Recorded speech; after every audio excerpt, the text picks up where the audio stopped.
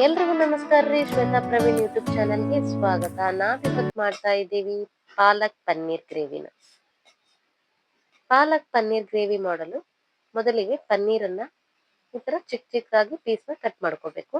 Veg ಪ್ರಿಯರಿಗೆ ಪನ್ನೀರ್ ಅಂದ್ರೆ ಬರೀ ಆಹಾರವಲ್ಲ, ಅದೊಂದು ಎಮೋಷನ್ ಅಂತಾನೆ ಹೇಳ್ಬೋದು. ಬಾಣ್ಲೆಗೆ ಎಣ್ಣೆ, ಸ್ವಲ್ಪ ತುಪ್ಪ ಅಥವಾ ಬೆಣ್ಣೆ ಯಾವ್ದಾದ್ರು ಯೂಸ್ ಮಾಡ್ಕೋಬಹುದು.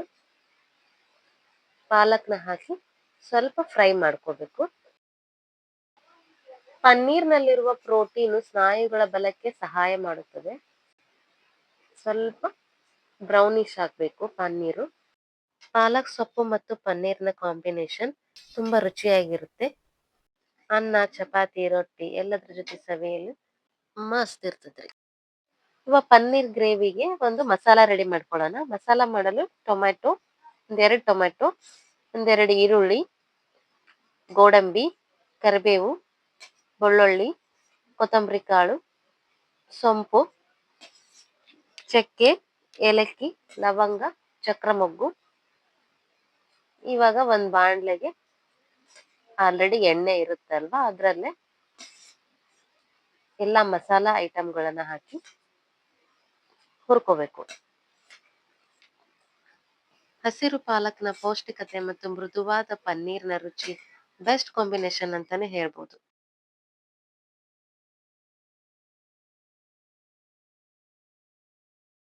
ಪಾಲಕ್ ಪನ್ನೀರ್ ಗ್ರೇವಿ ಆರೋಗ್ಯಕ್ಕೆ ತುಂಬಾ ಒಳ್ಳೆಯದು. ಇದರಲ್ಲಿ ಪಾಲಕ್ ಸೊಪ್ಪಿನಿಂದ ವಿಟಮಿನ್, ನಾರಿನಾಂಶ ಮತ್ತು ಕಬ್ಬಿಣಾಂಶ ಸಿಗುತ್ತದೆ.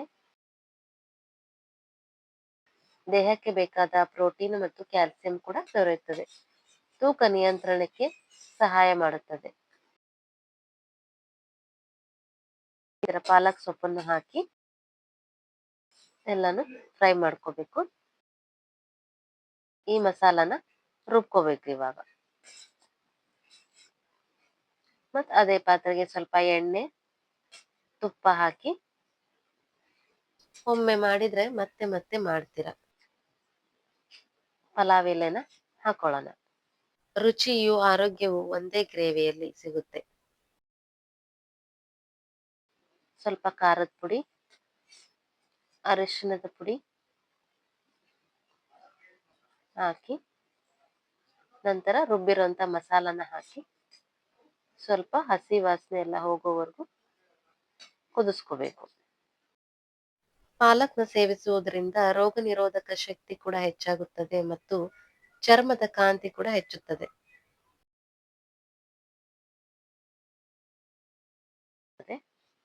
ಉಪ್ಪು ಹಾಕೊಳ್ಳೋಣ. ಈಗ ಕುದಿತಾ ಇರುವಾಗ ಫ್ರೈ ಮಾಡ್ಕೊಂಡಂತಹ ಪನ್ನೀರನ್ನ ಹಾಕಿ ಮಿಕ್ಸ್ ಮಾಡ್ಕೋಬೇಕು. ಕೊನೆಯದಾಗಿ ಕೊತ್ತಂಬರಿ ಸೊಪ್ಪು. ರುಚಿಕರವಾದ ಪಾಲಕ್ ಪನ್ನೀರ್ ಗ್ರೇವಿ ಸವಿಯಲು ಸಿದ್ಧವಾಗಿದೆ. ಮನೆಯಲ್ಲಿ ಸುಲಭವಾಗಿ ತಯಾರಿಸಬಹುದಾದ ಈ ರೆಸಿಪಿಯನ್ನು ನೀವು ಕೂಡ ಒಮ್ಮೆ ಟ್ರೈ ಮಾಡಿ.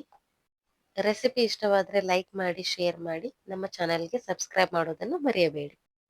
ಮತ್ತೆ ಒಂದು ಹೊಸ ರುಚಿಕರವಾದ ರೆಸಿಪಿಯೊಂದಿಗೆ ಸಿಗೋಣ. ಧನ್ಯವಾದಗಳು.